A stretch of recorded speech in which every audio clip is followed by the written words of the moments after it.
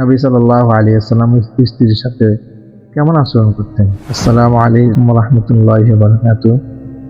তো আজকে আমি আপনাদের মাঝে একটা বিষয় নিয়ে কথা বলবো। আপনারা এবং মতামত চাইবো আপনাদের কাছে যে বিষয়টা কেমন। যে বিষয়টা হচ্ছে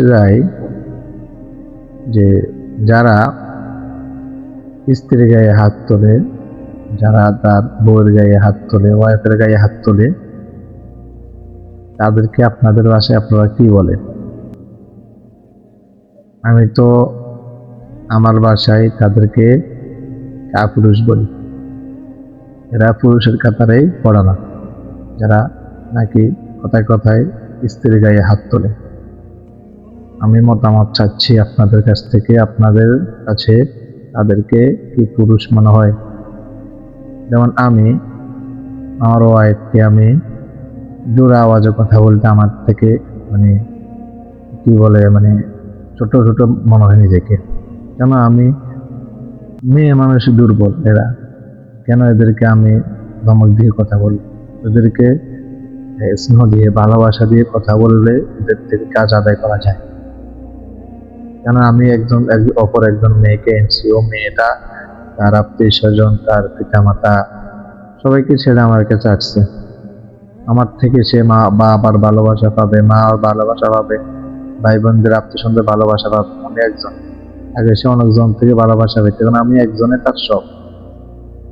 আজকের ভিডিওটা আমার ওই ভাইদের জন্য যারা নাকি কথা কথা স্ত্রীর গায়ে হাত তোলেন। এটা করবেন না, কাপুরুষের কাতারে পড়বেন না। পুরুষ মানুষ কখনো কাপুরুষ হতে পারে না। তারা সাহসী, তারা হিংস্র, তারা ভাগ, তারা কখনো কাপুরুষের কাজ করতে পারে না। কথা কথায় বউয়ের গায়ে হাত তুলবেন না, তাদেরকে বুঝাবেন। তাদের বোঝাইলে অবশ্যই তারা বুঝবে। তাদের সাথে নরম ভাষায় কথা বলবেন। আমার ভাষা না, আমি কিভাবে বললে আপনারা বুঝবেন কেন কথা বলছি। এগুলা তোমার দুঃখের সাথে কথা বলতেছি। শোনা যায় জায়গায় জায়গায় স্ত্রীকে মারে, কথা কথা মারে। ভাই, ওই মানুষটা তো একটা মানুষ, আপনার শরীর যেমন তার শরীর তো তেমন। আমাদের নবী সাল্লাল্লাহু আলাইহি ওয়াসাল্লাম স্ত্রীর সাথে কেমন আচরণ করতেন? তিনি স্ত্রীর কাজে হেল্প করতেন, গল্প গুজব করতেন, দুষ্টামি করতেন। তিনি একজন নবী হয়ে, সারা বিশ্বের নবী উনি। আর আপনি কি? একজন ওয়াইফ তার সমস্ত কাজ করতে পারে, আপনি কি কাজ করে উল্টে ফেলান? একদিন বাইরের কাজ করিয়েন, একদিন রান্না রান্ধিন, তরকারি রান্না করিয়েন, ভাত রান্না করিয়েন, তখনটা বুঝবেন কেমন। একটা ছেলে খেলাল ফান করিয়েন, তখন বুঝবেন সেটা কেমন।